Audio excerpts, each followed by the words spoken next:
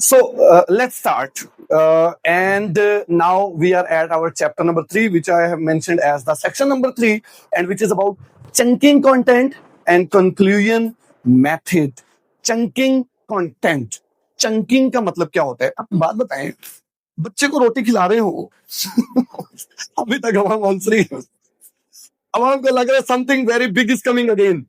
यही एक्सपेक्टेशंस होनी चाहिए आपके स्टूडेंट्स की भी आपसे कि आगे कुछ फेंक के जाएगा. अगर आप ना हंसने की गारंटी दे तो मैं एक सवाल पूछ लूं. आपने बच्चे को खाना खिलाना हो तो लुकमा लुकमा करके खिलाते कि पूरी रोटी तुम देते हो? Just tell me. लुकमा लुकमा ना. वाई? For better digestion. ठीक है, बेटर डाइजेशन के लिए, यानी कि वो सही तरीके से खा सके तो उसको लुकमा लुकमा देते हैं. अब आप मुझे बताइए कि अगर आप एक टीचर हो और आप जाते साथ ही कहें आज हमने फोर्स वाला टॉपिक पढ़ने, पेज नंबर फला पे है, पढ़ लेना.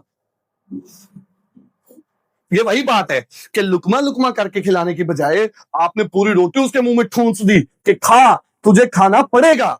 ओके, एक्चुअल ये यूनिवर्सिटी की बात कर रहा हूं.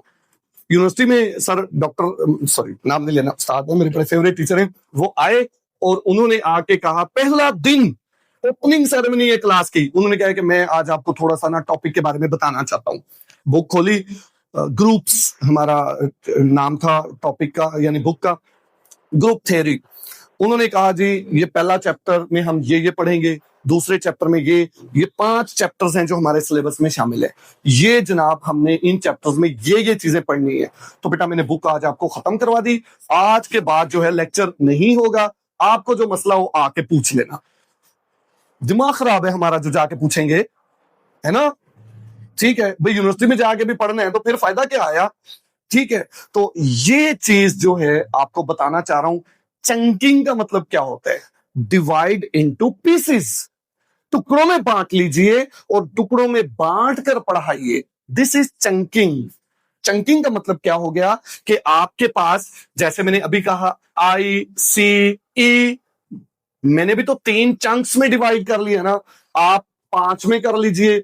अभी आप मेरी फिजिक्स की बुक जाके देखें जो मैं बच्चों को पढ़ाता हूं, उसमें 5 चंक बने हुए हैं. मैं चंकिंग कैसे करवाता हूं? बुक के ऊपर ही, कि यहां से लेकर यहां तक, यहां पे 1 लिख लो, यानी पेपर में पहले नंबर पे ये बात लिखनी है. फिर कहीं और, क्योंकि किताब पे चीजें ऊपर नीचे भी तो हो सकती है ना, तो ये दूसरा चंक है, दूसरे नंबर पे ये लिखना. तीसरी चीज यहीं कहीं फिर रही होगी, ये तो तीसरे नंबर पे ये लिखना. अभी मैंने रिसेंटली टॉपिक पढ़ाया था law of conservation of linear momentum, उसके अंदर मैंने 5 चंक्स बनवाए. अब आप बताइए कि चंकिंग जब हम करते हैं तो हम अपने, ये सवाल है हमारा, ये टॉपिक है, ठीक है. तो इस टॉपिक को मैंने क्या किया, आई होप कि इस पिक्चर के बाद आप सारी बात समझ जाएंगे कि इस पूरे टॉपिक को मीनिंगफुल ब्लॉक्स में डिवाइड कर लीजिए और हर ब्लॉक के लिए आप सोचें कि मुझे इस पे 5 मिनट लगेंगे, इस पे मुझे 4 मिनट लगेंगे. अब देखें, टाइम भी डिवाइड हो रहा है, सेगमेंटेशन भी हो रही है, और आप ब्लॉक करके समझा रहे हो. ठीक है. अच्छा, अगर मैं ये बात करूं साइंस में कोई टॉपिक, अगर हमने जैसे आपकी साइंस में 8वीं क्लास में टॉपिक है काइनेटिक एनर्जी, है ना? ठीक है, तो काइनेटिक एनर्जी में हम सबसे पहले क्या पढ़ाएंगे? उसकी डेफिनेशन. उसके बाद क्या पढ़ाएंगे? उसकी एक्सप्लेनेशन. उसके बाद हम क्या है, कोई पिक्चर वगैरह ड्रॉ कर लेंगे और एंड पे हम उसका क्या बताएंगे? ये होता है इसका formula, KE is half mv². तो आप देखें कि हमने अपने सारे टॉपिक्स के कितने चंक्स बना लिए? 4 चंक्स बना लिए. अब इसी तरह जो लोग मैट्रिक लेवल पे मैथमेटिक्स पढ़ाते हैं तो उनको ये पता होगा, थ्योरम्स हम पढ़ाते हैं. तो थ्योरम हम कैसे पढ़ाते हैं? सबसे पहले उसके पिक बनाते हैं, डायग्राम. उसके बाद हम लिखते हैं उसका गिवन, कि व्हाट इज गिवन, मालूम क्या है. टू प्रूफ, साबित क्या करने. कंस्ट्रक्शन, और कंस्ट्रक्शन के बाद एंड पे क्या लिखते हैं? प्रूफ. हम उसको साबित करते हैं, प्रूफ कर देते होते हैं. तो ये जनाब हमारे पास जो चीज है, 1 2 3 4 5 चंक्स में हम इसको डिवाइड कर देते हैं. तो ये काम हम पहले करते हैं, लेकिन हमें पहले नाम नहीं पता था.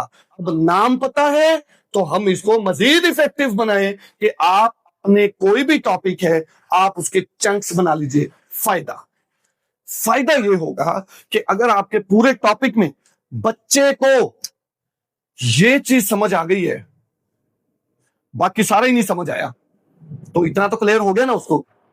ठीक है, जब वो आपके पास दोबारा पूछने के लिए आएगा, वो कम से कम आपसे ये नहीं पूछेगा।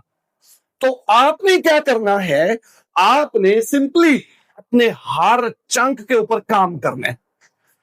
जब आप लेक्चर को प्लान कर रहे हो, माइक्रो प्लानिंग में आता है ये, ठीक है, जब आप लेक्चर को प्लान कर रहे हो तो आप अपने हर चंक के ऊपर अलग अलग वर्क कीजिए, हर चंक का अपना अपना प्लान बनाइए।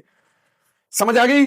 आप चाहें तो हर चंक को टाइम ब्लॉक्स में डिवाइड कर करके आप ये भी कर सकते हो कि आप अपना व्हाइट बोर्ड है, उसके 3-4 टुकड़े कर दो कि इधर एक चीज समझाओ, इधर दूसरा चंक समझाओ, इधर तीसरा। I am giving you such an example, जिसके बाद मेला लूट लूंगा। हमने मैटर्स की टाइप्स नहीं पढ़ानी होती, ठोस, my gas, solid, liquid, gas.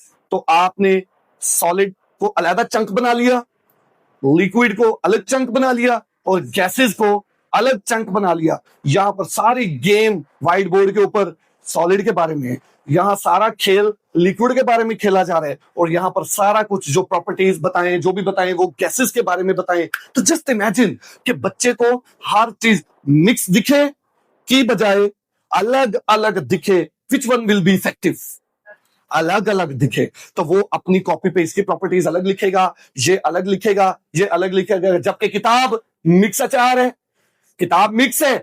आपने जब चंक्स में डिवाइड कर दिया, आपने उसके लिए आसानी पैदा कर दी। ओके, एंड पे जाके फिर सारे को मर्ज कर दे, द कंक्लूजन मेथड। एंड पे जाके आपने इस सारे को मर्ज कर दिया, और एंड पे जैसे मैंने कहा था 5 मिनट बचा लीजिए। उस 5 मिनट के अंदर बच्चों के साथ इस टॉपिक के बारे में डिस्कस कीजिए, डिस्कशन कीजिए। सॉलिड से कुछ क्वेश्चन पूछिए, लिक्विड से कुछ पूछिए, गैसेस से पूछिए, जस्ट टू इवैल्यूएट कि आया के हमारे बच्चों को टॉपिक समझ आ चुके या नहीं आ चुका। अब बताइए कि अगर वो सॉलिड के बारे में सब कुछ सही बताते हैं, लिक्विड के बारे में सब कुछ सही बताते हैं, और गैस के बारे में आपको फील हुआ कि कुछ कंफ्यूजन है, तो आपको क्या करना पड़ेगा? ना इस पे बात करना पड़ेगी, ना इस पे, सारा टॉपिक तो पढ़ाना ही नहीं पड़ेगा। आपको अपनी तवज्जो सिर्फ मरकूज करना पड़ेगी एक चंक के ऊपर। Very beautiful technique, very beautiful technique, कि आपने सिंपली अपने पूरे टॉपिक को मीनिंगफुल ब्लॉक्स में जोड़ने, तोड़ने और तोड़ने ऐसे कि जब उनको जोड़ा जाए तो वो पूरा टॉपिक बन जाए। Is it done? ठीक है, तो मैं ज्यादा इसकी डिटेल में नहीं जा रहा, अब देख लीजिए। Tell me and I forget, क्या मुझे एक बात बताएंगे मैं भूल जाऊंगा? Teach me and I remember, अगर आप मुझे पढ़ाएंगे तो शायद मैं याद रखूंगा, लेकिन involve me and I learn, कि अगर आप मुझे अपने साथ इन्वॉल्व करेंगे तो फिर लर्निंग भी हो जाएगी। ठीक है, it's a very beautiful quotation about the chunking content, कि tell me and I forget, teach me and I remember, involve me and I learn, कि जब आप बच्चों को इन्वॉल्व कर लेंगे अपने साथ तो वो लर्निंग भी करेंगे। ओके जी, come. The information is stored in bites not in floods. ये कोटेशन है कि इंफॉर्मेशन जो है वो चक्कियां मार मार के स्टोर होती है। ऐसे नहीं पूरा सेब ही मुंह में डाल दो, ऐसे नहीं, कि स्टोर्ड इन बाइट्स, कि एक टुकड़ा, जैसे मैंने कहा था बच्चे को एक पीस खिलाया फिर दूसरा खिलाया, ये बाइट्स है। नॉट इन फ्लड्स, कि यकदम नहीं खिला देना सारा कुछ। Okay, divide the content in logical parts, अभी बताया मैंने पूरा टॉपिक आपको बोर्ड पे एक्सप्लेन कर दिए कि कंटेंट को टुकड़ों में डिवाइड कर दीजिए। Next is use visual and verbal signals. Use visual and verbal signal, ये क्या होते हैं जी? यस, आप बच्चों को क्या करें, कोई वीडियो दिखा दें।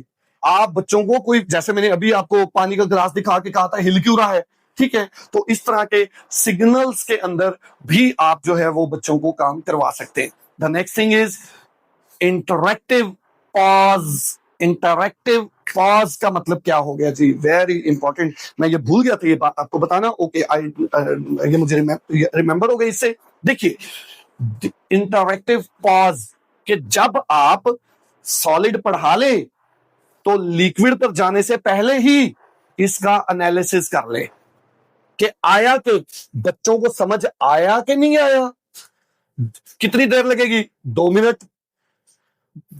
एक ही चंक है ना, एक ही चंक में सवाल पूछने के लिए 2 मिनट लग जाएंगे एक्स्ट्रा। उन 2 मिनट्स में आपको ये तो कंफर्म हो जाएगा ना मेरे सवाल के 3 ब्लॉक थे, एक ब्लॉक तो 100% हो गया या नहीं हो गया।